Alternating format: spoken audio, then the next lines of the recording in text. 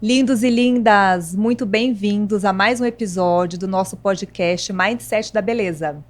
Eu sou a doutora Cristiane Braga, estou aqui com o meu lindo marido, doutor Eduardo Kanashiro, e temos uma convidada hoje muito especial. Muito querida, que é a nossa doutora em psicologia, Vanessa Ábido, fundadora do Mames na Madrugada, que ela vai explicar para a gente, se você não conhece ainda, se você não é mãe, você ainda não participou desse grupo, você vai conhecer. E antes da gente começar esse bate-papo muito bacana, muito gostoso, queria só agradecer os nossos patrocinadores, que são a nossa Clínica DUI, nossa clínica médica, nós estamos lá, e a nossa Academia da Pele, que é um movimento de tratamentos recorrentes para você manter a sua pele em boa forma sempre. Tudo bem, Vanessa? Obrigado pela presença, por você ter vindo alegrar aqui nosso podcast. Tô me achando aqui, gente. Olha essa mesa. Nossa, cheia de poder. Acho que é ótimo. Muito obrigada pelo convite. E acho que a gente tem muito o que falar, não é? Temos. A gente se conheceu no consultório, né? A gente se conheceu no consultório pessoalmente, mas a Cris, ela te acompanha quantos anos já? Eu já conhecia há quase 10 anos. Olha só. Na verdade, eu descobri o Mames na Madrugada em uma das minhas madrugadas de amamentação. E, de repente, aquela história, né? Ah, deixa eu esperar ele arrotar, deixa eu colocar no berço, e ficava lá olhando o celular. E, de repente, apareceu o Mames na Madrugada com um monte de pautas que me interessavam naquele momento. Eu não sei se você já reparou, Cris, que o logotipo do Mames na Madrugada, ele é uma lua, né? Por ser Mames na Madrugada, Sim. Mas ele é também uma mulher. Ele faz o contorno de uma mulher, segurando um bebê. E tem uma estrelinha de Davi ali, bem na pontinha. Porque quando o Mames foi feito, e esse logotipo foi feito, ele trouxe muito essa ideia da solidão da maternidade. Esse momento que a mãe tá ali no quarto, tá? Ela e o bebê, muitas mães já compartilharam, e eu mesma tinha essa sensação de que parece que o mundo inteiro dorme, todo mundo tá descansado e feliz, e a gente tá ali sozinho, pro bem e pro mal, com aquele bebezinho tão pequenininho, né? E são as madrugadas solitárias. Então, o Mames na Madrugada, que começou como um grupo no Facebook, veio justamente para ser acolhimento nessa hora dessa solidão, que para mim, pelo menos, foi a solidão mais profunda que eu já experimentei, de completo eu e eu mesma, né? Para dar conta daquela coisiquinha, assim. E é muito lindo. Eu não tinha reparado isso no logo. A lua, sim. E aí eu até me remete à madrugada, à noite. Mas eu achei muito acolhedor. E naquele momento, como você fala de solidão, é um momento que tem muita força, porque você está ali como uma mãe, como uma criança que depende só de você. Mas, ao mesmo tempo, você também precisa de um acolhimento. E o grupo, naquele momento, me acolheu muito. Então, eu fiquei muito feliz. E estamos muito felizes em ter você aqui com a gente hoje. Que delícia esse depoimento, hein? Adorei. E quanto tempo tem o Mames, Vanessa? Ele tem aproximadamente a idade do meu caçula, 10 anos, né? Tá. Que meu caçula tem 10 anos também. E ele veio justamente nesse momento aí. A gente ficava muito conversando. Ah, o que vocês estão fazendo na madrugada? O WhatsApp estava começando. E aí, o que você faz? E quando tá com assadura? Ah, e seu peito? Ah, tá empedrado? Ah, tá doendo? Ah, como é que faz? E acho que tinha isso, que era muito comum, assim, esse desabafo na época. Tinha uma disputa, né? Quem tem filho por volta desses 10 anos aí, foi uma fase que a gente disputava muito parto normal e parto cesárea. Super. Hoje em dia você vê que nunca mais a gente escuta isso. É verdade. A gente superou. Que tudo é meio que normal, Que né? tudo é meio que normal. A escolha é da mãe e do médico. E do médico, né? A via de parto não define a maternidade, né? É só uma via de parto. Sim. Né? Claro que pode ter muitas consequências a via de parto, mas é uma via de parto. E a gente dava muita, sei lá, acolhimento em relação a isso, mas mais do que a fralda, o desfraude, a assadura e como faz, tinha nessa época uma coisa muito de poder desabafar de verdade, sabe? Porque depois ainda veio uma maternidade muito idealizada.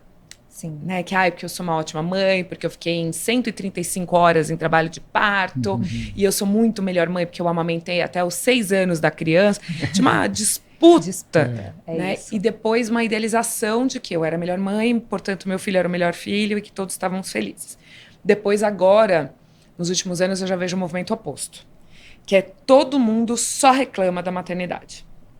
Que a maternidade é muito difícil, que não tem rede de apoio, que eu não aguento mais este bebê. As pessoas ficaram muito confortáveis em reclamar de serem mães. Então eu vejo que, né, deve ser um movimento pendular, Sim. né, assim, de uma idealização para uma... E acho que para trazer de colaboração para quem está com bebê pequenininho agora, porque quem tem bebê um pouquinho mais velho, essas crianças aí de 10 anos, lembra exatamente o que eu estou falando, né, dessa disputa. Mas para quem tem um bebezinho agora, eu sempre gosto de me lembrar, olha o que eu vou dizer, que eu gosto de me lembrar que eu já fiquei em fila de balada, na chuva, com salto fino, por conta de boy lixo. Sabe? Altas madrugadas. E gente que passa rápido. Sabe? Passa rápido. É claro que eu gosto de fazer questão de dizer que a gente fala para um público muito privilegiado, que nós temos muitas oportunidades, né? Que é diferente de uma menina lá da quebrada, que não tem apoio mesmo, que tem um problema financeiro mesmo, que tem que sustentar a casa e cuidar do bebê e lavar a roupa. É claro que tem esse recorte. Mas, gente, vamos se divertir. Sim. Se não for divertido, não é sustentável, né? Isso. É verdade. E isso é interessante de saber, assim, como vem de 10 anos para cá essa tendência mesmo no pensamento das pessoas, porque muda, né? Vai mudando. E você deve ter acompanhado muito isso. Você está ali no dia a dia, praticamente, vendo as conversas e interagindo. E o Mames também mudou, talvez, né? Acho que desse grupo que era mais de conversa e bate-papo, que acolhia muito as pessoas, hoje tem talvez até, não sei, uma curadoria da sua parte como psicóloga. Que o Mames hoje oferece para as integrantes do grupo, fora isso, essa comunicação, essa interação? A gente faz um trabalho muito tempo, né? E é muito rigoroso. Assim, a gente fala que a gente tem um padrão de qualidade Mames na Madrugada e a gente leva ele muito a sério. Legal. Então eu tenho a minha sócia, que ela é daquelas assim, ó, na lupa do que é perfeito, e o nível de excelência da Dani Zakai, que é a minha sócia, é uma coisa incrível. A gente tem uma equipe grande, né, que trabalha por trás dos bastidores ali. Eu finjo que trabalho muito no Mames, mas na verdade tem toda uma equipe que trabalha muito mais que eu. E a gente fez um movimento oposto no mundo, né? Como todo mundo estava saindo dos eventos presenciais para o mundo online. A gente fez ao contrário. A gente queria ver as pessoas, a gente queria encontrar com essas mães, a gente conhecer essas pessoas. Era uma época que a gente não queria mesmo números, então o Mames na Madrugada, ainda hoje, tem 16 mil mães dentro no Facebook, 16 mil mães na fila de espera. Uau. A gente faz uma curadoria de ser pessoa com o mesmo perfil, de ter todo mundo, né, mais ou menos a mesma história para contar. E a gente promoveu muitos eventos, e ainda hoje a gente promove. Então tem eventos clássicos que a gente faz. Legal. Por exemplo, tem o Mames Night, que faz muitos anos, que é um encontro que é só para mulheres e que a gente leva palestrantes. E você sabe que até isso é importante contar? O Mames Night, ele veio, como eu sou psicóloga, né, doutora em psicologia, terapeuta de casal, eu atendo muito no consultório, e uma das queixas é relacionamento de namoro, marido e mulher. Né? Pós-filho? Pós-filho.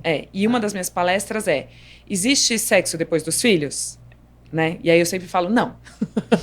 Não, nem sei. É brincadeira. Pode existir. Mas, enfim.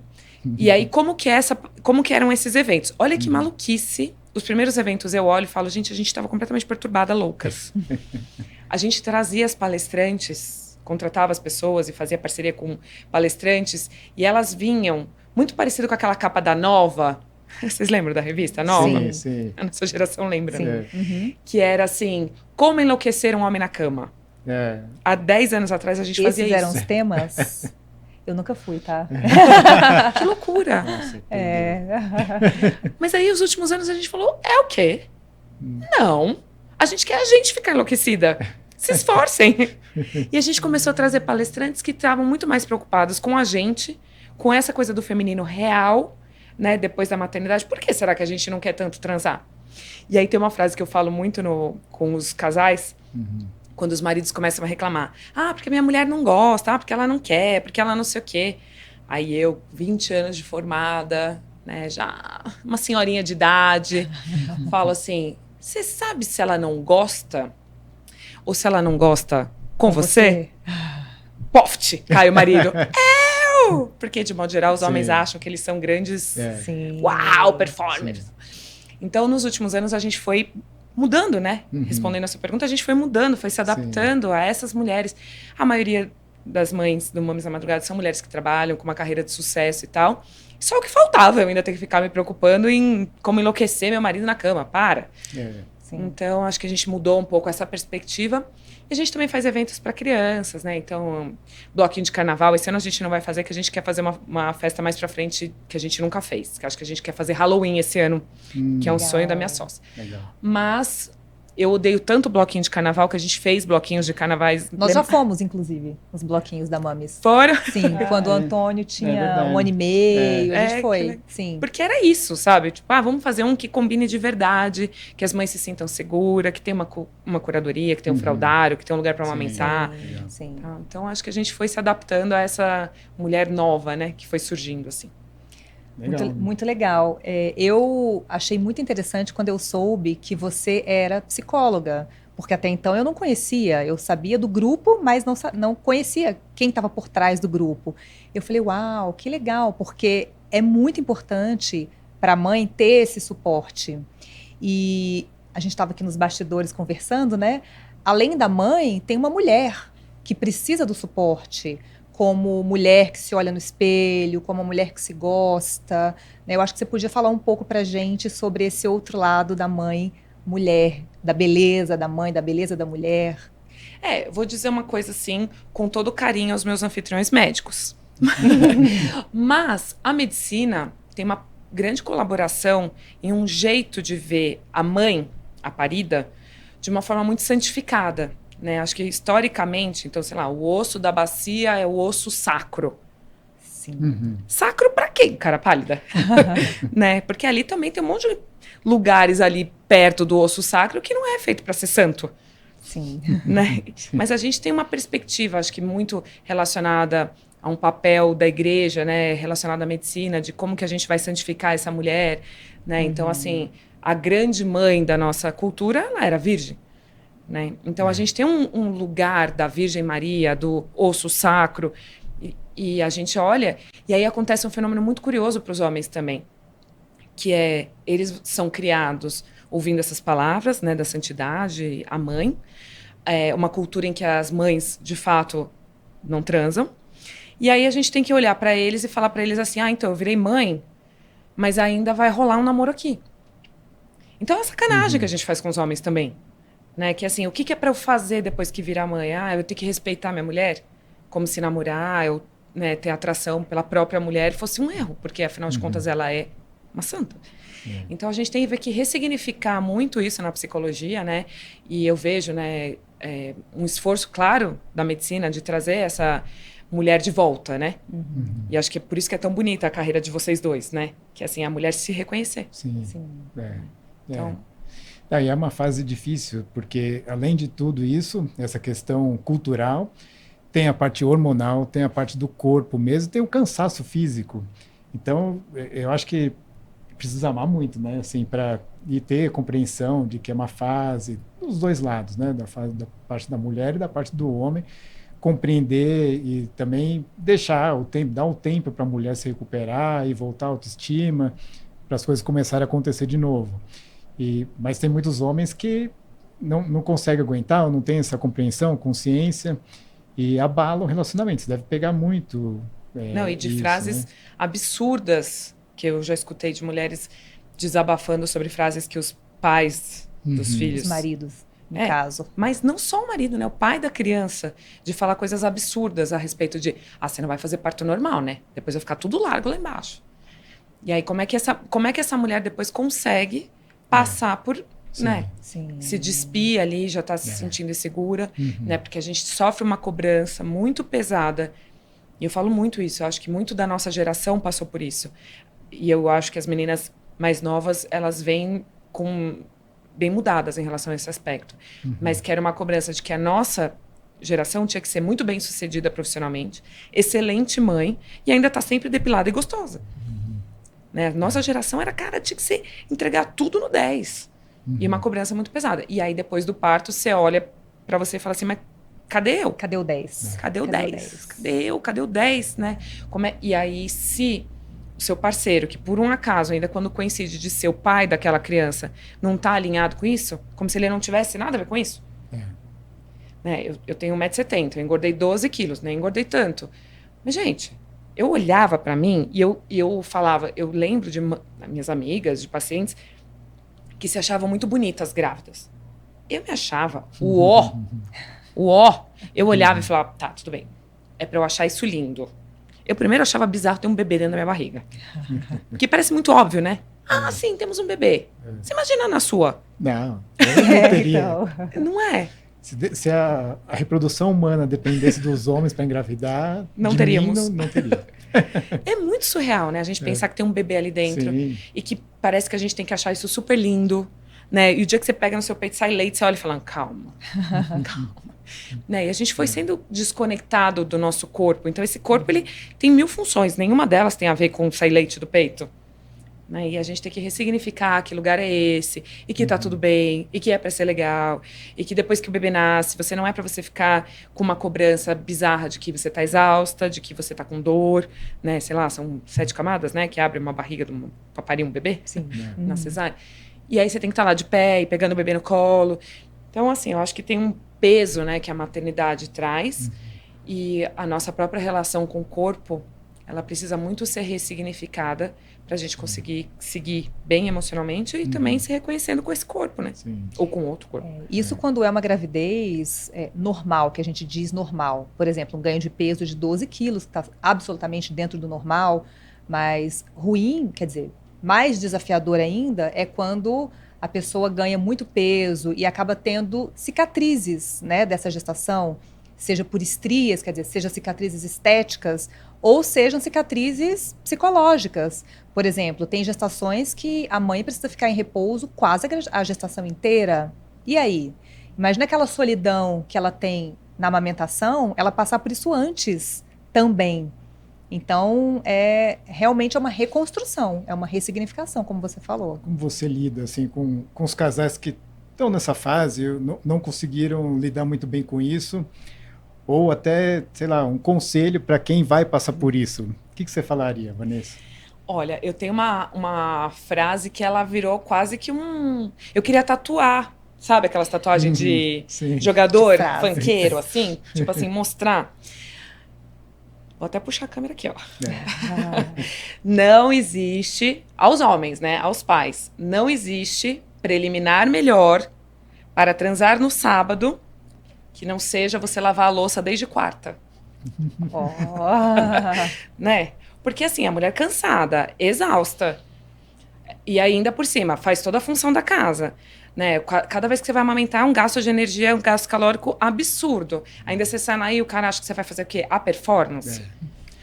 Olha, você sabe que eu estou lembrando aqui, esses dias eu tive que fazer, porque a gente mudou de apartamento. E sobreviveu o casamento de vocês com a mudança? Olha, que bom. Sim. Fico muito feliz. Ficaram várias rebarbas para fazer. E aí, o sábado, eu passei o sábado limpando a grelha do ar-condicionado, assim, que ninguém limpava e tal. Falei, quer saber, vou limpar, porque tá horrível isso. Fiquei o sábado inteiro limpando, em cima da escada, detonando tudo à mão, tudo. Sabe que depois rendeu, certo, viu? Né? Tá vendo? Ato de amor, ato de serviço. Ato de serviço. É uma das linguagens do amor. Estranho. Eu falei, nossa, que animação. Tá vendo? Ótima preliminar, fica a dica. Fica a dica. Pode lavar a louça, bebê. Pode arrumar as camas. Porque o que eu vejo muito de reclamação no consultório são as mulheres dizendo assim, ele não fala comigo, ele não me dá atenção, não faz nenhum ato de serviço, não lava uma louça, não faz nada. E aí, do nada, né, e ela lá, cheirando leite coalhado, né, aquela cena, aquele sutiã super lindo. E aí, do nada, na hora que ela deita 5 minutos pra rolar feed no Instagram, vem uma mão no peito, assim. Fala, mas da onde, né, assim, de qual é o contexto disso aqui? E aí o cara fica super magoado, super sentido, porque ele achou que ele era o cara... E que a mulher não ia resistir a tamanha sedução. E a mulher... mas eu também quero defender os homens aqui num ponto. Pode defender homem? Pode defender, Não sei se eu vou me arrepender. Que é o quanto que as mulheres... E aí eu queria dar essa sugestão para as mulheres. Enquanto para os homens, favor, lavar louça, serviços de casa, limpar a grelha de ar-condicionado. Buscar o filho na escola, pegar na escola. Pôr para rotar. Encanador, marceneiro, todas essas coisas, né? Coisas básicas que todo homem deve fazer. Para as mulheres, eu queria dar uma dica. Que a gente se sente muito confortável quando o cara vai procurar para namorar e a mulher faz assim, ó. Ah, para, vai. Deus me livre. É só o que me falta. Você tem noção do meu dia de hoje? Não. Hoje, não. Eu preferia desencravar a unha do pé a ter que passar por isso. Começa a reclamar. Ofender, né? Uhum. Tem uma desqualificação. Você imagina o contrário. Se a mulher vai para... É que na nossa cultura ainda é muito mais caro. Acho que as meninas mais novas, elas estão mais empoderadas com isso. Mas se a mulher vai seduzir, sei lá, derruba ali a toalha depois do banho, o cara fala, você tá louca, né? Nossa, Hoje, acabou. Esse cara nunca mais vai pegar essa mulher na vida, nem que seja a mãe dos 12 filhos dele. Sim. Né? Então, pra gente também não se sentir tão confortável da forma como a gente fala com os homens em relação a isso. Homem também tem sentimento, né? Não parece. Não parece. Mas tá bom. Mas você sabe o que eu acho? Quer dizer, uma opinião de médica, mas também de mulheres, de mãe. Eu acho que a gente tem que fortalecer as mulheres no sentido de se olhar um pouco mais, de se cuidar um pouco mais, de mostrar o quanto isso é importante para ela, mulher, e não para ele, marido ou homem. Porque com a maternidade, é o que você falou, né? Tem essa coisa da santificação e tal, mas com a maternidade, acaba que o objeto prioritário é o filho. Não é o marido e muito menos a mãe. Que tá certo, porque na verdade, teoricamente, aquela mulher quis ter o filho, teve o filho e cabe a ela cuidar do filho tanto quanto o marido, mas porque ela tem que amamentar e tal. Mas ela também tem que se cuidar, ela também deveria se gostar tanto quanto antes de ser mãe. Então, eu acho que esse trabalho seu, muito importante, e nosso também, de fortalecimento da mulher, de olhar para ela, de ver o padrão da beleza, o que a gente pode melhorar, o que ela gostaria de melhorar, tanto psiquicamente quanto esteticamente. Eu acho que isso vai ajudar muito também nesse caso, né? A gente fica aqui numa situação de conflito, porque a gente está vivendo uma fase, acho que vinda muito pelo Instagram, né, de uma pressão, né, assim, imagino que no consultório de vocês deve aparecer muito assim, eu queria ficar com a cara que eu fico com esse filtro aqui, né, e aí uma pressão estética que a gente sempre teve, né, muito por conta das revistas femininas, de ser as grandes performáticas e ser boa em tudo e tal. Então, tem uma pressão estética em cima da gente que sempre foi muito grande e que agora o Instagram escancarou isso e pegou as meninas ainda mais novinhas, né? O TikTok e tal. Então, é uma pressão que vem de um lado e, ao mesmo tempo, a gente também tem que valorizar quando isso é uma demanda, né? Da própria mulher. Porque senão também a gente idiotiza a mulher de dizer pra ela, não, você quer esse peito de silicone ou você quer essa boca, sei lá o quê, porque você é vítima do patriarcado. Mas é que eu quero esse peito aqui. Não, isso daí é vítima. E aí você sai do lugar de que eram os homens que mandavam em você para um falso feminismo que não, são elas que mandam em você. E aí você fica ali no meio do caminho parecendo que você não tem opinião. Ou que você não entende sobre os seus próprios quereres. Ah, não, calma. Então se eu quiser esse peito aqui é porque eu sou machista. Ah, mas e se eu quiser esse aqui eu tô sendo vítima, tô sendo criticada. Então, bom, calma. O que é realmente a emancipação feminina? E eu queria muito trazer isso... Porque, de fato, eu me considero uma mulher muito feminista. E aí, às vezes, eu fico me pegando com os discursos de algumas feministas e eu olho e falo, não concordo com isso aqui também. Né? Que é uma falta de... O que é, por definição, a emancipação? A emancipação, seja de qualquer estilo, pode ser feminina, pode ser de etnia, pode ser de... qualquer coisa. É quando você tem conhecimento de quanto que aquilo te afeta, até politicamente. Sabe? Então, assim, eu tô a serviço do quê quando eu tomo essa decisão? Né? Eu sou emancipada o suficiente para tomar essa decisão independente disso. É claro que é muito difícil porque nós somos frutos de todas essas pressões. Mas num processo de autoconhecimento, de autocura, de uma análise profunda, de olhar aqui que faz sentido para você, quem é você. Eu atendo em consultório também algumas pessoas que falam assim para mim, porque meu marido tá me achando gorda. E aí, com muito cuidado, aí sim, com muito cuidado mesmo, eu falo assim, e você? Ela falou também. Então, assim, às vezes, porque, sei lá, se alguém falar pra mim assim, Vanessa, eu acho que você tá gorda. É que, assim, a sua opinião sobre mim, Não me interessa, né? Tanto faz a sua opinião sobre mim. É claro que com a idade, ficando mais velha, estudando mais e tal, a gente vai ficando mais forte para argumentar, que é isso que você disse. E né? mais imune também, né? Exato, que é a opinião do outro. É. Né? Então, assim, por exemplo, no meu próprio Instagram, pessoal, eu posto muito sobre minha vida. Então, a minha vida. Quem é a Vanessa? E aí, qual que é a imagem que eu quero passar com o meu Instagram? Que é uma mulher de 43 anos, multifacetada. Então, eu trabalho para caramba. Eu sou casada, tô com meu marido há 20 anos, vai fazer 20 anos. Eu tenho 2 filhos, eu tenho um cachorro, que eu adoro, e eu só gosto do meu, dos outros eu não gosto. Então, assim, é uma mulher multifacetada. Eu adoro viajar, eu adoro fazer minhas coisas e tal.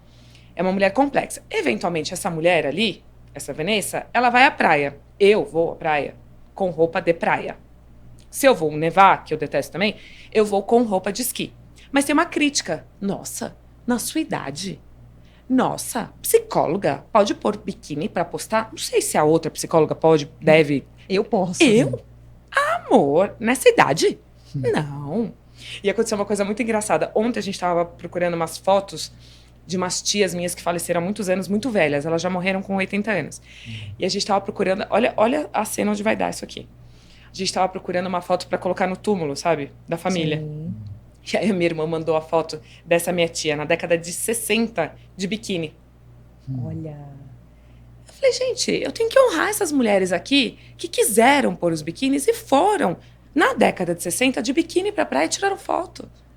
Essa faz parte da minha história. Não tô dizendo que todo mundo posta suas fotos de biquíni. Não. Sim. E aí uma vez perguntaram pra minha sócia, mas por que a Vanessa posta tanto de biquíni, sei lá? Ela falou, acho que é porque ela quer, né? Fim. Né? Enfim, é o corpo perfeito? Não, mas é o corpo de uma mulher de 43 anos, que tem as suas cicatrizes emocionais e físicas, que tem 2 filhos, que tá casada há 20 anos. É um corpo verdadeiro, tá lá. Verdadeiro com os meus peitos comprados, mas é verdadeiro. São seus. São meus. Você comprou. Paguei. Mas você teve esse fortalecimento psíquico, esse fortalecimento essa construção da imagem. Então, você passa a imagem que você construiu, que é a sua imagem verdadeira, mas foi construída, né? Sim. Muitas vezes as pessoas têm uma imagem que nem ela se identifica direito, e como ela não se identifica, que imagem que ela vai passar? Exato. Ela vai passar a imagem dela, mas ela não sabe qual é a imagem, né? Então, tem muito essa questão de conseguir identificar, conseguir se visualizar, tanto no espelho quanto, por exemplo, eu sou a doutora Cristiane, eu sou uma pessoa discreta, eu sou uma pessoa casada, eu tenho um filho de 9 anos, mas eu também gosto de viajar, eu também gosto de... Às vezes as pessoas me encontram no final de semana, nossa, mas parece uma menina. Sim, parece uma menina. Tô me esforçando. Não é? Então é isso, é a imagem que você tem construída. E eu acho que isso você tem um poder muito grande de ajudar as mulheres a construir essa imagem.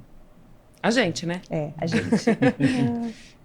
De colocar intenção no que ela vai fazer para ter aquela imagem que ela quer, e muitas vezes aquela imagem que ela precisa ou que ela gostaria de passar para as pessoas, né? Porque muitas vezes a pessoa não tem essa consciência da importância da imagem para os outros, num relacionamento, num trabalho, e que imagem que ela quer passar para os outros. Às vezes ela nem pensa nisso. E é tão importante, né? A gente estava conversando, quanto que a imagem impacta na opinião das pessoas, não na opinião de julgamento superficial, mas na opinião que conta, que a gente tem mesmo, né? A cada momento a gente olha para uma pessoa, a gente, em questão de segundos ou frações de segundos, a gente forma opinião a respeito daquela pessoa, e isso faz muita diferença. E depois você construir essa primeira impressão, você até pode mudar, mas é a primeira impressão. A primeira impressão não tem outra, né? E quando você vê assim, uma paciente que está passando por questões de autoestima, questões de relacionamento, e você vê que ela não tem essa consciência dessa importância da beleza, da aparência dela para o mundo em geral, e principalmente talvez ali no seu caso, com o parceiro dela. Como você aborda isso para trazer essa consciência Você vê que a pessoa realmente está largada, que chega lá no seu consultório mal vestida, mal arrumada, acima do peso ou abaixo do peso, assim, fora do peso ideal. E você tem uma abordagem com relação a isso? Você sabe que a pandemia trouxe isso muito escancarado, né? Assim, muito escancarado. Acho que tiveram alguns marcos, assim, durante a pandemia. Primeiro, porque eu gosto, imagino que todos os psicólogos gostem muito de ver seus pacientes presencialmente, que a gente gosta de ver. Tem até coisas que a gente... análise clínica, né, de um paciente, quando eu tô ali com ele, na hora que eu vou cumprimentar meus pacientes, eu sei pela temperatura deles. Né? Muitas vezes eu pergunto para um paciente assim, você estava no ar-condicionado? Porque tem uma questão da temperatura quando a pessoa está muito fria, que pode ser um sinal de depressão. Uma pessoa que normalmente ela tem uma temperatura, assim, que é um paciente de muito tempo, você fala assim, você estava no ar-condicionado? Ah, estava no carro. Então tá, né? Para também não simplificar tudo com um toque. Mas faz parte da nossa análise clínica a forma como o paciente se coloca para ir ao consultório, por exemplo. Né? Então, assim, o jeito que ele se veste, o jeito que ele senta na poltrona, se ele senta na poltrona ou se ele senta no sofá, se ele se senta muito, né, rígido, é uma característica dele, ou se ele fica mais relaxado. A gente vê isso, né? Isso é Freud raiz, apesar de não ser freudiano, isso é raiz, olhar para o paciente. Sim. E a pandemia tirou um grande pedaço disso. Primeiro, porque eu nunca atendi tanto na minha vida, né? Do que quanto na pandemia. Era um atrás do outro. Todo mundo que um dia sentou no meu consultório e falou, preciso de sessão, todos eles, todos, sem exceção, eu achava um horário, porque eu me sentia muito responsável, assim, porque as pessoas estavam com dores muito profundas, né? Mas eu perdi o toque, né? O abraço. O olho no olho. O olho no olho. Como é que essa pessoa tá sentada? E aí esculhambou também, porque as pessoas ficavam em casa muito à vontade. Sim. E aí teve um marco muito interessante, que é o marco do cabelo branco. Foi uma coisa muito importante que aconteceu. Muitas mulheres não conseguiam ir fazer retoque de cor, né? E aí muitas ficaram com o cabelo branco. E aí algumas vieram com a ideia de que, eu decidi que eu não quero mais pintar o cabelo. E muitas psicólogas deixaram o cabelo branco nessa época. Inclusive, eu até fiz um vídeo contando que eu recebi um monte de crítica no meu Instagram do porquê que eu não estava deixando meu cabelo branco. Aí um dia, eu já não sou um ser humano conhecido pela paciência, né? Não sou. Fui lá explicar que eu não tenho cabelo branco. Eu tive que passar por isso. Gente, você ainda não tem cabelo branco. Eu não tenho. Desculpa por isso. Né? Mas as minhas pacientes que tinham alguns caminhos. As que verdadeiramente queriam passar pelo processo de deixar o cabelo branco, elas não podiam, não por mim, por elas mesmas, deixarem de se reconhecer. Sabe, não era uma questão de, então agora eu resolvi que não ligo pra nada. Isso aqui pra mim não convence. Né? Porque tem o dia seguinte, tem você se olhar e falar, calma, mas... Porque a gente vai durar muito, né? Se tudo der certo, a gente vai morrer muito velho. E a gente, as mulheres de 40 anos, você vê essas fotos de mulheres de 40 anos, elas eram senhorinhas. Sim. Né? Assim, imagina. A minha mãe, que já foi muito ousada, há 43 anos atrás, ela me teve, ela tinha 42 anos. Uau. Mas ela era uma exceção da exceção, né? Sim.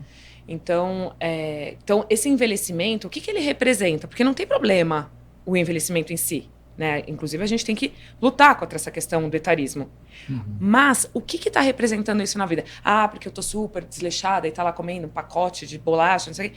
Isso pode ser, sim, um indício de, sei lá, de uma tristeza ou de um quadro depressivo. É muito difícil medir isso, né? E, de novo, a gente cai nesse conflito de que o que é uma pressão externa e do que é um conflito interno de qual imagem que eu quero passar. Então, eu tenho pacientes que puderam, né, genuinamente, ficar com seus cabelos brancos porque fazia sentido na história que elas estavam contando. Sim. Agora, tinham pacientes que era assim, então, será que esse cabelo branco não está querendo dizer que você está triste? É uma decisão individual que atravessa aquele sujeito. Né? Não está no manual da psicóloga, deixar o cabelo branco, regra. Não deixar o cabelo branco, regra. Né? É um processo de autoconhecimento e ele é individual. O que eu percebo, eu também recebi muitas pacientes que fizeram essa transição, né, para o cabelo branco, e algumas de forma genuína, porque realmente fazia sentido e que estava de acordo, outras porque encontraram naquilo um conforto, não precisa ficar indo ao cabeleireiro a cada 15 dias ou a cada 3 semanas, que a gente concorda que não é nem um pouco agradável, né? Mas outras mais pela influência das outras. E nesse caso, quando é pela influência das outras, você, de novo, bate naquela história de perda de identidade. A minha amiga está com cabelo branco e está linda. Por que eu não fico linda de cabelo branco? Porque não é algo seu, não é algo que vem de dentro.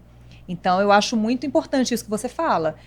O que atravessa o indivíduo, aquilo é dele. Ela quer deixar o cabelo branco por ela, ou pelo outro, ou porque representa um... Eu não gosto de falar desleixo, né? Eu acho que é mais uma coisa de você não se olhar, de você não se cuidar, porque às vezes a pessoa... ela está fazendo o máximo que ela pode naquele momento. Então, não é um desleixo, é simplesmente... é o máximo para ela.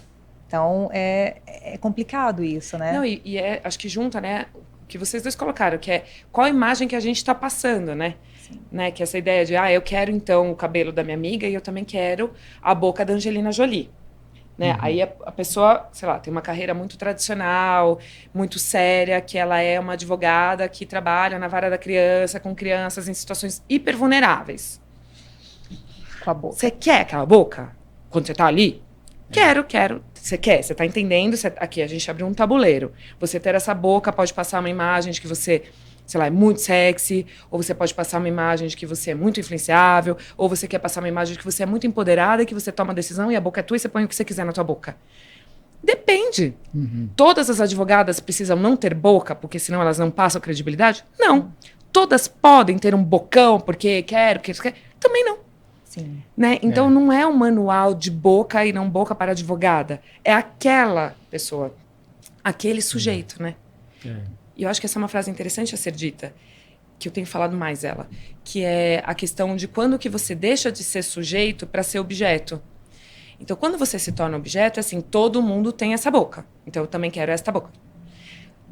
Todo mundo quem quer esta boca? Né? Qual a imagem que todo mundo quer? E aí você sai desse lugar que todo mundo quer para o sujeito Vanessa.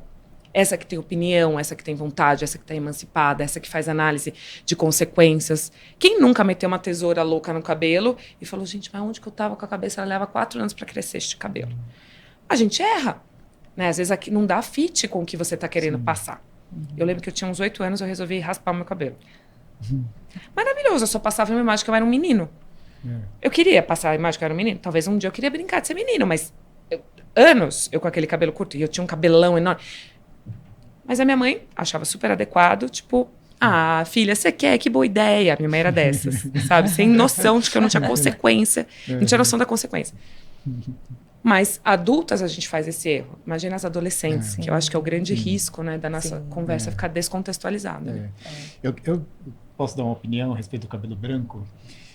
Eu tenho uma opinião que é embasada na ciência também, e eu respeito as mulheres que querem deixar o cabelo branco, e tudo bem, só que elas precisam ter a consciência de que o fato de ter cabelo branco não as deixa atraente fisicamente para o sexo oposto ou para o parceiro, eventualmente do mesmo sexo, tá? Mas não acho que principalmente para homem, talvez se for uma relação homoafetiva, não sei se vai pesar tanto, mas biologicamente o homem, pensando em reprodução, é atraído por mulher na idade reprodutiva, que tenha jovialidade. Se a mulher deixa o cabelo branco, isso vai passar uma imagem que ela já passou dessa idade reprodutiva e, biologicamente, ela não vai ser atraente para o homem. Então, eu acho que isso, esses conceitos biológicos, hormonais, assim, a pessoa também tem que ter uma certa noção. Então, se ela quer deixar o cabelo branco, ok, ela acha bonito, por sei lá qual fator, mas ela tem que ter a consciência que pode ser que ela seja inconscientemente, não é a coisa que o marido às vezes até acha bonito ou dá apoio, mas inconscientemente, em termos biológicos, ela vai ser menos atraente para o marido. E é justamente masculino. Isso que a gente estava falando. Se para ela isso não for um ponto, eu nem quero ser atraente. Não quer mesmo? Maravilha, estamos na mesma página. Sim. Agora, se você quer, talvez esse seja um fator que te influencie na decisão. Exatamente. Para aquela pessoa, né? Não é Sim. no manual, é aquele Sim, sujeito. sim. Por isso que é tão legal. Não, e o legal é você ter a consciência e fazer dessa informação, você absorver essa informação e você fazer o que você quer. Não Mas ter a ignorância, a inconsciência, né, de fazer de qualquer jeito, depois vem consequência que fala, putz, mas por que está acontecendo isso, né?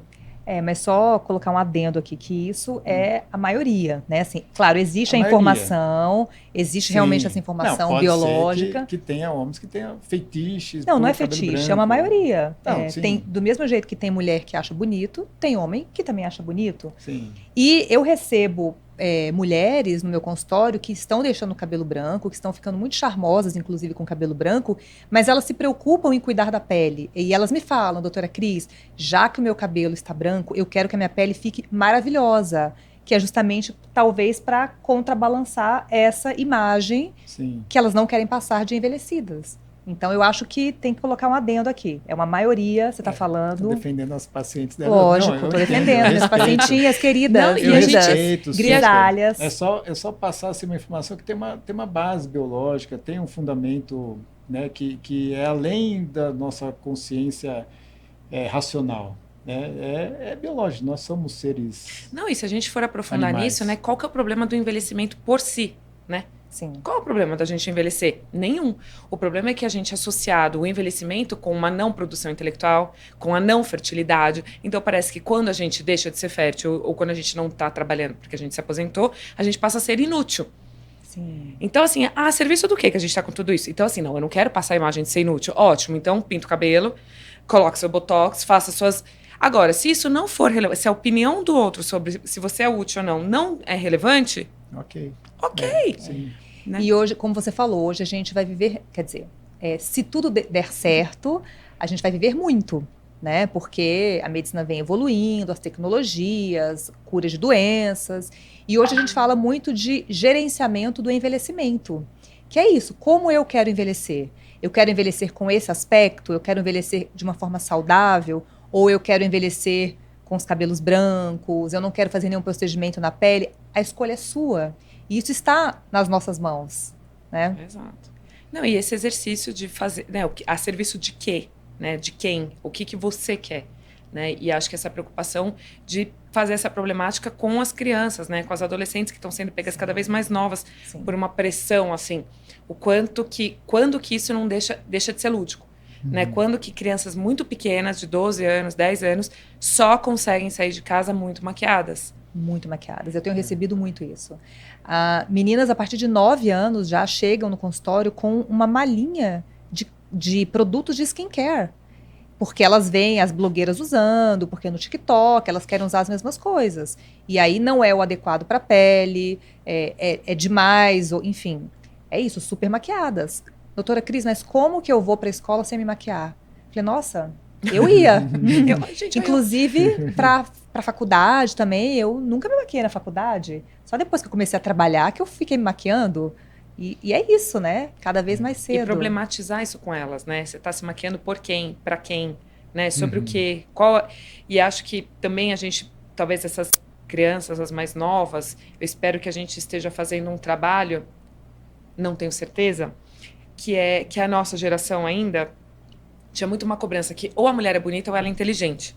E que não dava para acomodar as duas coisas. Qual que você escolhe? Né? Eu lembro que eu era muito nova quando eu falava disso, assim, por conta até da minha família, assim, que a minha mãe era a inteligente, eu tinha uma tia que era muito próxima de idade, que era a bonita. E elas deixaram, sabe, uma para outra. Então você vai ser a inteligente, você vai ser a bonita. Não conscientemente, Sim. Mas ficou assim. E aí no envelhecimento, o que aconteceu?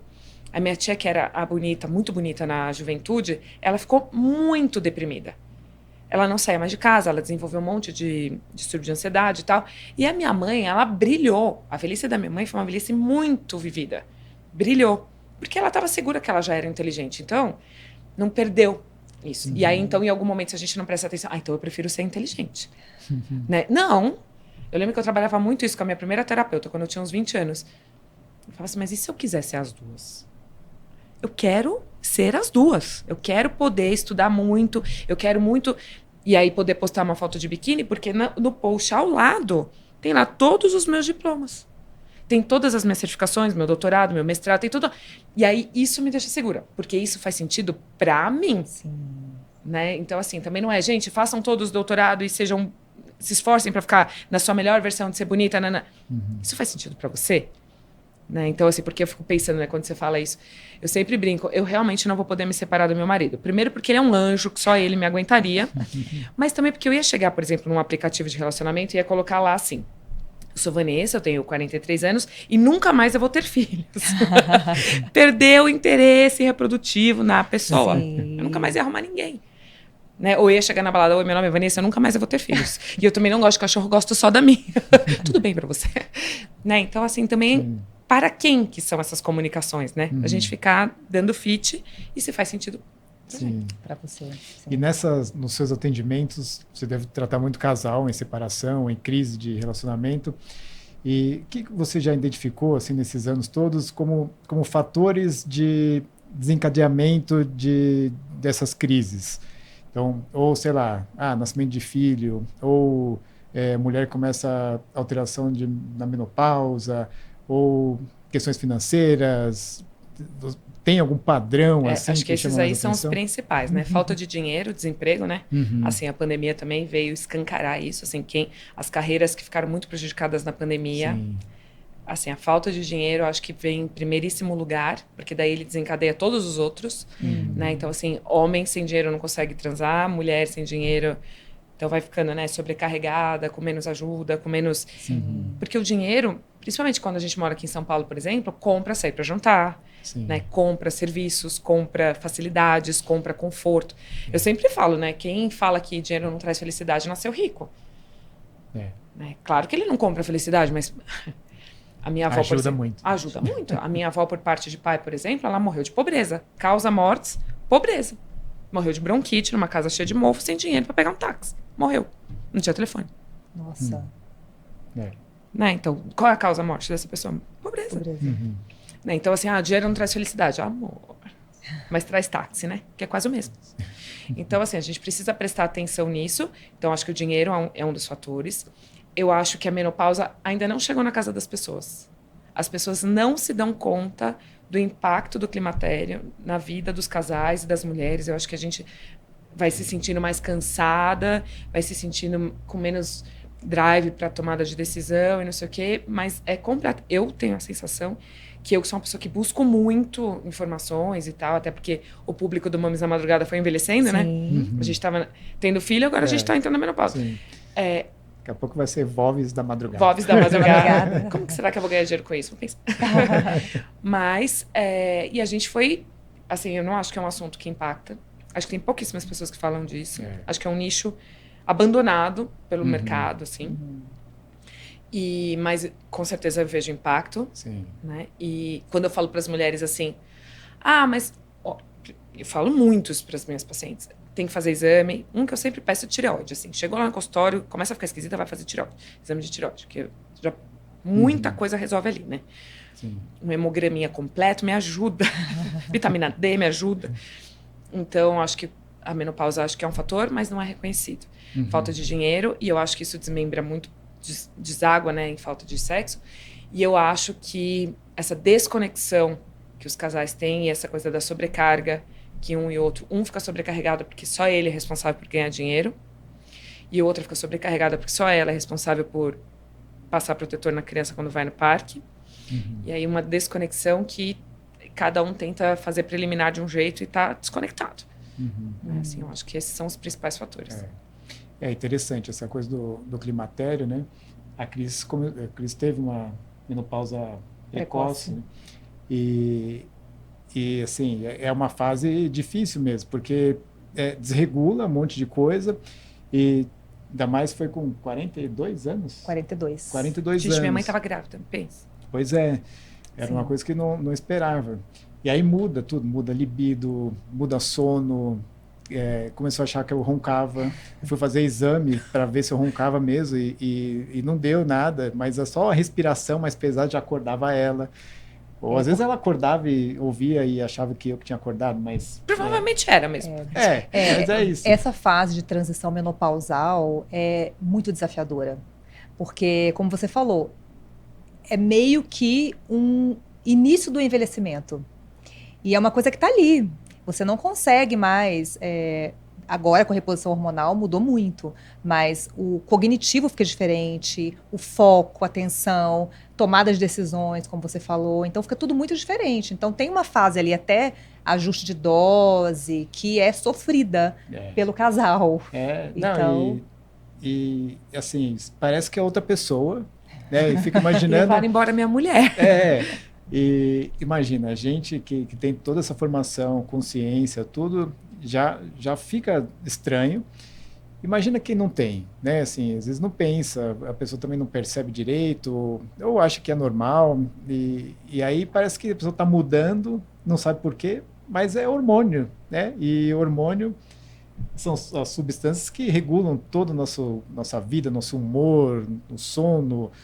Então faz muita diferença ter ir atrás do conhecimento, ir atrás de uma reposição, e pode salvar casamento. Às vezes eu vejo que ela está um pouco mais irritada, assim. Eu já sei, eu não me preocupo mais, assim. Eu sei que desregulou algum hormôniozinho, tá na hora de aumentar a dose. Você tem dosado os seus hormônios? Tá tudo certo. Tá bem. Um homem corajoso aqui, né? Um homem corajoso. Mas assim, quando você sabe a causa, é mais fácil de lidar, né? Porque você fala, não, isso aí desregulou alguma coisinha aí. Tá usando, tá tudo bem. Porque você vê que muda, assim. Às vezes o tom de voz fica diferente, às vezes uma reação a alguma coisa. É muito interessante. E depois de uma gestação, né, de um parto, também tem isso, tem muita variação hormonal. E se o homem não está preparado para isso, acha que a mulher mudou. A mulher agora é um monstro, né? Assim, não vai chegar perto. Eu costumo falar isso para os meus pacientes homens quando eles falam assim, mas eu falo, mas você quer ser casado com uma mulher, né?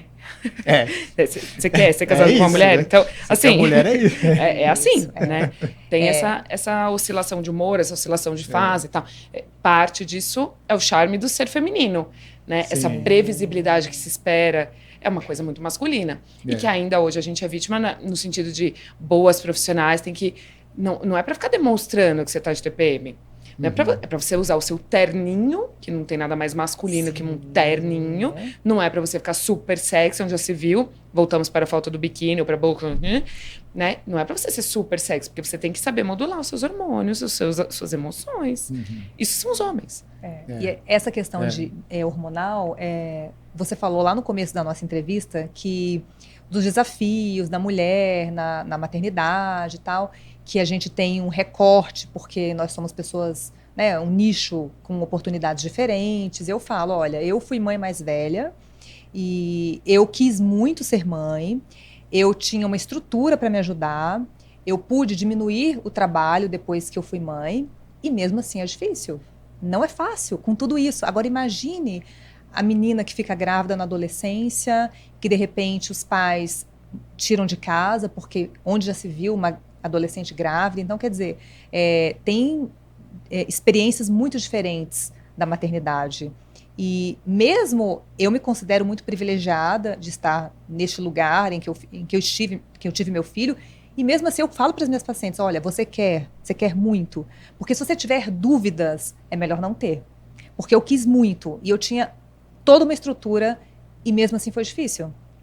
Então, e as pessoas não acham que foi difícil. Nossa, mas imagina, você é uma mãe tão presente, você é tão disciplinada, e mesmo assim, né? É que a gente fez uma coisa muito paradoxal. Se você fala para mães parecidas com a gente aqui em São Paulo, porque daí a sua sogra vai ajudar, ou, sei lá, a vizinha vai ajudar, não sei o quê. Não. O quê? Não, eu odeio palpite. A gente chama qualquer tipo de aproximação de palpite. Não quero palpite. Não, do meu filho sei eu. Não é assim que troca a fralda. Minha pediatra falou que não é essa pomada. Cadê aquela pomada que eu trouxe dos Estados Unidos? Então, assim, e aí a gente vai se afastando, né? Sim. Então, e é paradoxal, é muito maluco. Porque ao mesmo tempo que a gente quer ajuda, que a gente precisa de ajuda, eu lembro que tinha uma tia do meu marido que chegava na minha casa sem me avisar. Não, e era fantástico. Eu estava fazendo doutorado, eu tinha os 2 filhos, e aí ela chegava na minha casa e falava assim, eu vim aqui para você dormir. Eu começava a chorar. Eu ficava 15 minutos perdendo meu sono, que eu podia dormir à tarde, chorando de agradecimento por ela ter ido. Eu falava, gente, Completamente disfuncional, né? Em vez de pegar e falar, vou dormir, ela falava assim, com o bebê já, fazendo tudo. Mas, né, não é estranho?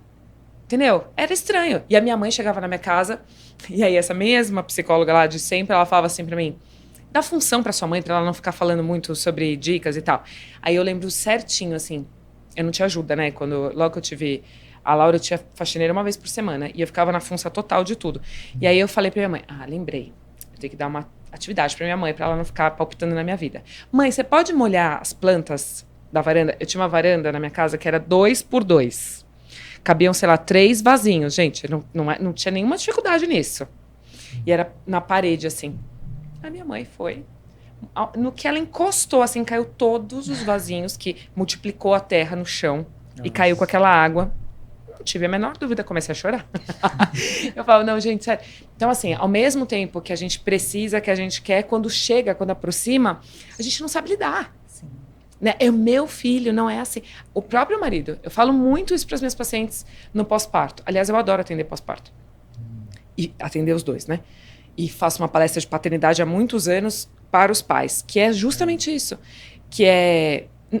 Mães, a gente não colocou um chip na sua cabeça de como ser mãe. Qual o jeito correto de trocar a fralda deste bebê.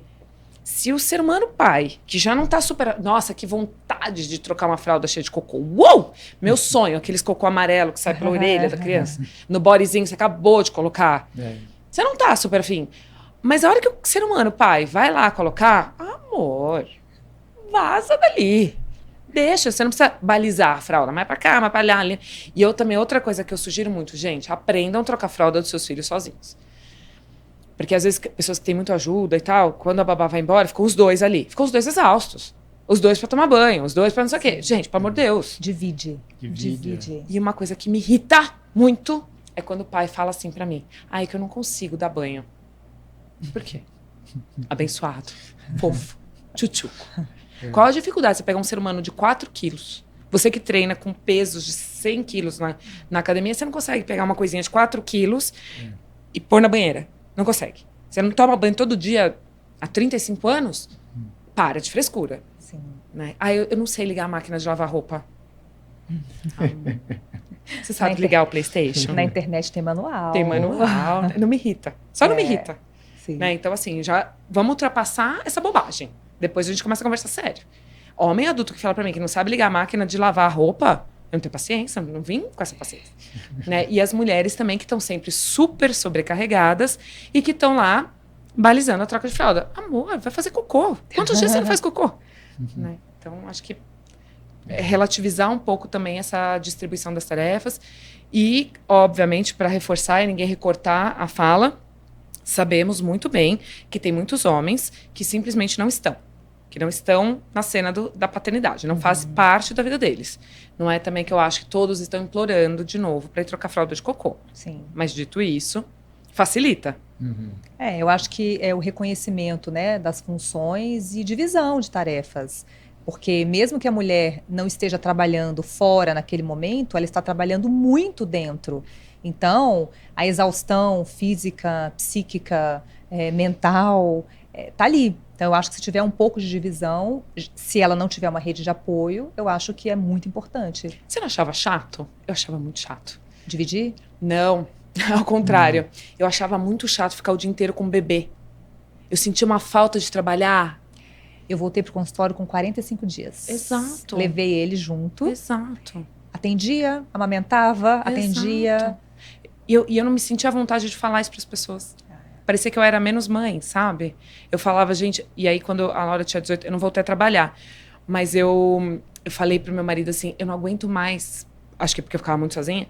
Eu não aguento mais falar com uma pessoa que não me responde. Eu tava completamente maluca, né? Aí eu entreguei o bebê e falei assim, eu tô indo pra PUC. Eu vou fazer umas aulas. Aí ele, percebendo que eu tava desfuncional, ele falou assim, é que lembra que você trancou, né? Aí eu falei, é que eu tô indo agora. Você assim, tá trancada. Trincada de louca.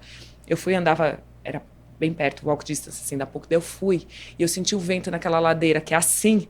E falei, gente, que liberdade. Meu Deus do céu, que bom. Aí eu cheguei, eu já contei isso no vídeo também. Daí eu lembro que eu cheguei, eu só falava de assunto pesado, porque meu doutorado era prevenção de homicídio, né? Uau. Aí eu sentei, assim, era só homem no doutorado, porque era segurança pública, delegado, blá, blá, blá. E aí eu sentei, assim, na hora que eu sentei, eu falei, ai, graças a Deus que eu tô aqui. Pensando, olha, eu consigo entender o que eles estão falando, incrível, eu não perdi na cesárea a minha capacidade cognitiva. E aí, sei lá, fiquei uns 40 minutos, na hora que eu olho, assim, meu peito vazando. Mas muito, assim, dignidade zero. Zero. Falou, nossa, acho que eu preciso voltar. Eles falaram, Vanessa, acho que agora já deu. Eu tava numa cena deplorável, sabe? Aquela olheira, assim, de... Ai, eu... Só chorar. Uma loucura. Mas é isso, né? Acho que separar também o que é esse choro de uma depressão, ou que é só uma questão do pós-parto, do puerpério, os hormônios. Né? E, assim, olhar para os seus quereres também, né? Não, e tem a luz no fim de um túnel, né? Você vê ela hoje, passa rápido. Por isso e tá aqui. Toda linda. Toda linda, conseguiu juntar o linda com o inteligente, né? Sim, então, bacana, conseguiu ser as duas coisas. Não é? Aliás, a gente podia até falar nisso, né? Como você faz para se cuidar, o que você faz de, sei lá, academia, alimentação, seus cuidados estéticos. Eu queria fazer igual, acho que a Grazi fala, eu tomo uma lata de leite condensado por dia. Mas você não pode fazer isso. Não dá. Faz tempo que eu não sei o que é um leite condensado no copinho, né? Mas, sem parecer nem puxando sardinha pro meu lado, nem muito piegas, eu acho que o primeiro é fazer terapia. Assim, para reconhecer quais são essas pressões, né? O que é meu. É ter a mentalidade. Né? Sabe? Olhar para mim cabeça mesma e falar, calma, o que é Vanessa mesmo? Né? Simone de Beauvoir, a gente leva muito tempo pra gente tornar quem a gente é. Né? Torna-se muito tempo para ser mulher. Sim. Então, quem é essa Vanessa? Informação de identidade, o que essa Vanessa quer? Quais são as pressões que eu tolero passar e quais que eu... Ai, não vai dar essa aí, hein? Não quero mais. Acho que a primeira coisa é entender muito profundamente, muito honestamente comigo mesma e com a minha terapeuta, que eu adoro, sou muito fã, quem é essa Vanessa. E aí buscar coisas... E eu tenho déficit de atenção. Eu disfarço bem, mas eu tenho. E aí, então, por exemplo, eu entendi uma coisa sobre meus hobbies que eu posso trocar. Porque eu levava muito a sério, eu queria ser muito boa em tal coisa. E depois, com o tempo, eu percebi que eu queria só me divertir mesmo. E aí eu tenho uma caixa na minha casa que, se a gente não presta atenção, é uma caixa da frustração. Mas que, na verdade, é uma caixa de como eu posso me divertir leve. Uma dica boa, verdadeira, assim, sabe? Honesta mesmo. Então, dentro dessa caixa, eu tenho a minha luva do Muay Thai, de quando eu fazia Muay Thai. Eu tenho o meu mat da yoga, de quando eu queria fazer yoga. Eu tenho minha raquete de beach tênis. Eu danço. E aí eu enjoo. E tá tudo bem. Entendeu? Eu não preciso virar bailarina, uma grande lutadora, uma grande jogadora. Tá tudo bem. E aí eu brinco disso e faço isso de forma leve. Porque eu já faço tudo muito pesado, né? Eu levo muito a sério minhas carreiras, a minha maternidade, o meu casamento. Então, acho que assim, eu acho que fazer atividade física de forma leve. Faço musculação odiando. Mas faço com um personal que eu acho ele super legal para conversar e a gente se dá super bem. E acho que isso também me ajuda. Tomo um monte de coisa que vão me falando. Toma cúrcuma, a vez da cúrcuma. Tomo, faz, não sei o que, faço, não sei o que. E acho que tomo muita água. Bom, acho que é um pouco de tudo, né? Então tem essa questão do autocuidado, de cuidado mental, né, psíquico, que você faz muito bem, imagino. Me esforço também. Sim. Alimentação. E levar um estilo de vida mais saudável. Você falou de musculação que você faz, mas odeia, mas a musculação é o que mais está ligado com longevidade saudável. Então, fica a dica. Fica a dica. Exato. Você já faz. Exato. Não, e porque eu fico pensando que eu quero ser uma avó que consiga carregar meus netos, sabe? Sim. Eu penso muito nisso ultimamente. Isso. Quer dizer, imagina, minha filha tem 12, meu filho tem 10. Mas, uma poupancinha de músculo. Isso. Exato. É isso.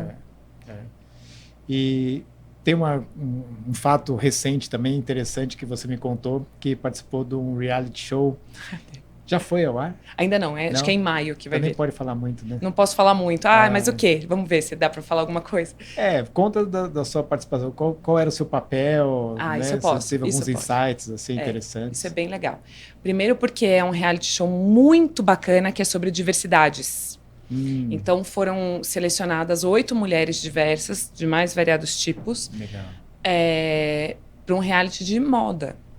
Então é assim, é escancarar, né, o quanto que o bonito, ele é bonitos, né, os bonitos, né, no caso as bonitas. Então assim, foi muito interessante, assim, viver a experiência com elas, assim, foi aula, né, assim, elas são um show, assim, histórias de superação que há muito tempo, ou talvez eu nunca tivesse ouvido, de muita garra, assim, de muita, sabe, tipo, de quero. E um lugar que é muito legal de falar aqui, que é... A gente vai ver os diversos no Instagram, a gente vai encontrar com essas pessoas nas campanhas de moda, a gente vai, sabe, falar disso, né? Qual que é esse padrão aí que é tão irreal, né? Qual é esse corpo que teria que estar lá? Qual que é o corpo? E aí a gente ressignificar os corpos e ressignificar as pessoas e poder abrir essas possibilidades para que as próximas gerações lidem melhor, né? Assim, com essas questões de corpo e do que é essa coisa da beleza, quais são as belezas, né? Eu achei Que incrível. legal. Legal. Quando que vai pro ar? Acho que é em maio. Em maio? É. Estamos curiosos. Sim, curiosos. E você foi a psicóloga do grupo, né? Isso que eu fiz, acredita? Eu nem sabia que eu podia fazer uma coisa tão legal na minha vida. Eu amei a experiência. Eu fiz parte do processo seletivo, então foram mais de 700 inscritas. Caramba. Uau. E aí a seleção das semifinalistas, das finalistas e tal, passaram por mim, até por uma questão de um cuidado, né? Realities, Sim. de modo geral, são enlouquecedores se não tomar cuidado. Sim.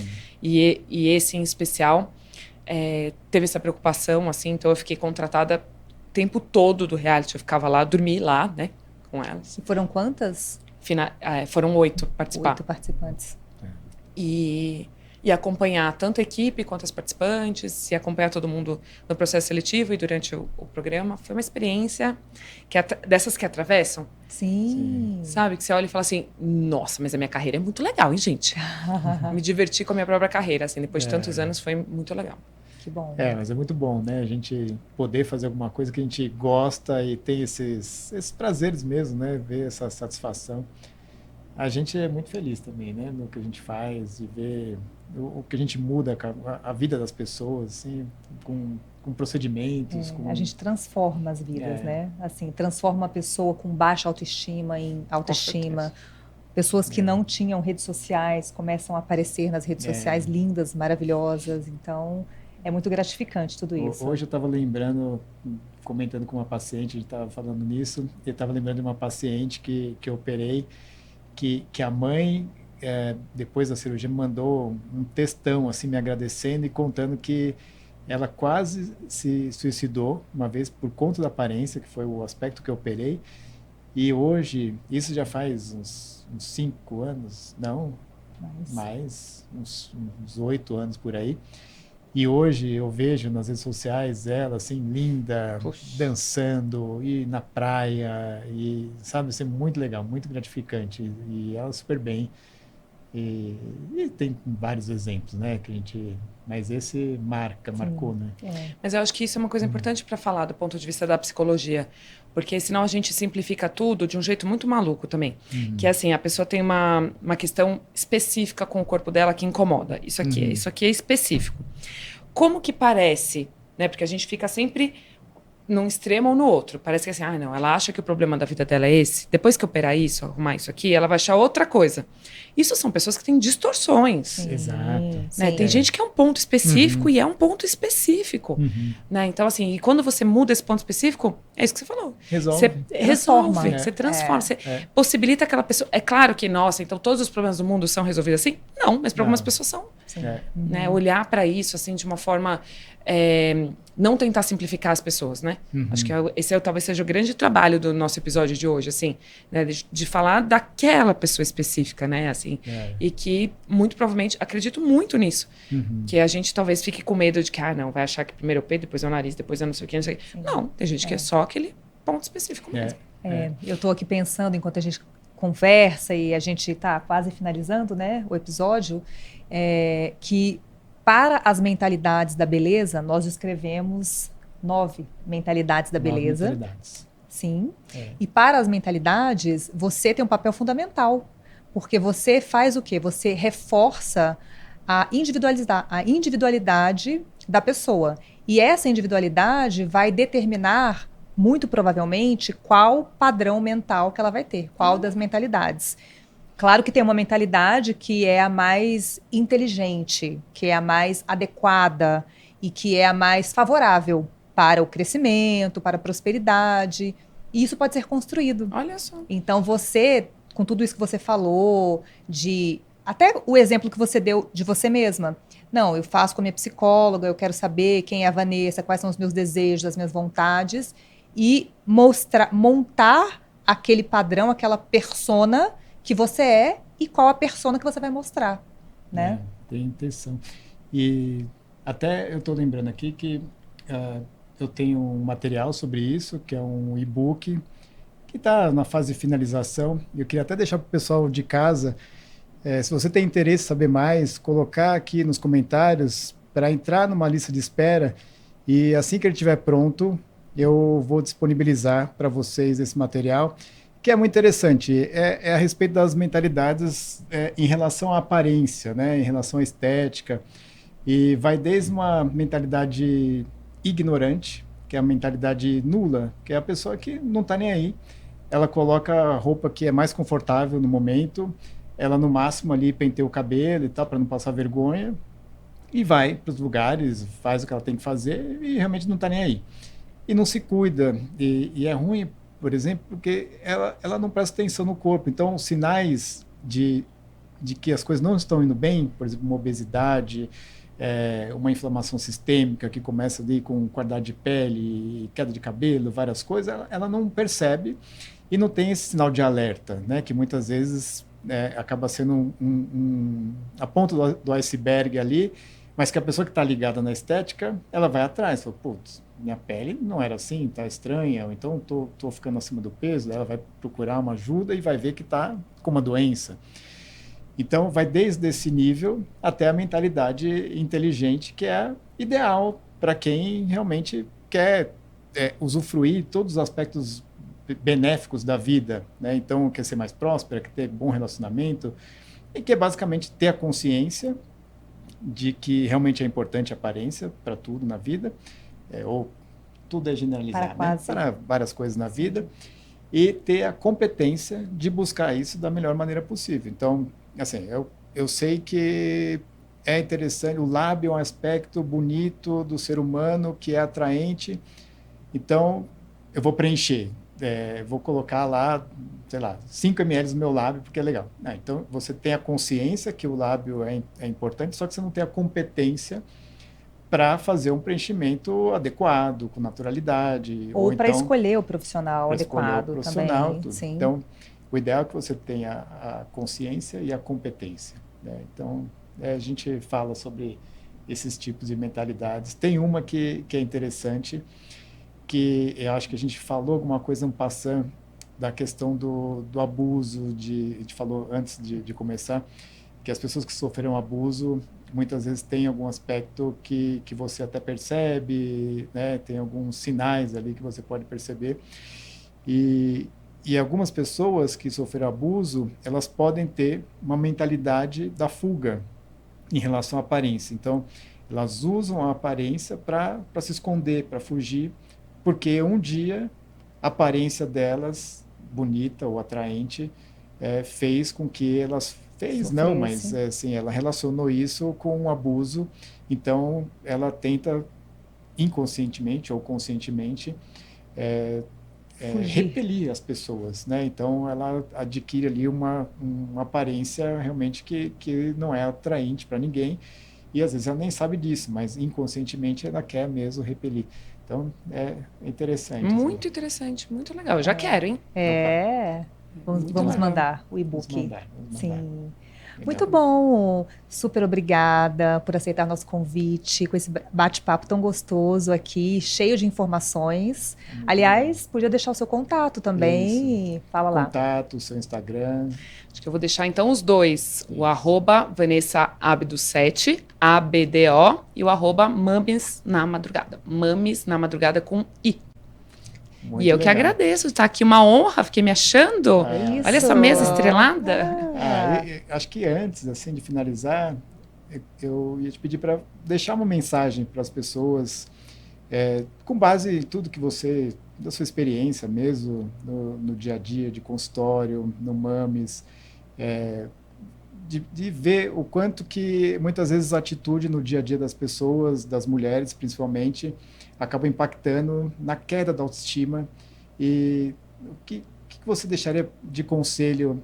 Acho que a gente podia até nichar um pouco mais, né? Como tem essa questão da mãe e tal.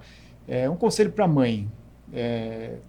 A mãe que agora está mãe nova ou mãe que já está criando os filhos, mas está nessa dedicação ali e muitas vezes está deixando de se cuidar. O que você falaria para essa mãe? Eu acho que principal, assim, que eu tenho batido bastante nessa tecla é que as mães precisam lembrar que mãe é só um pedacinho, né?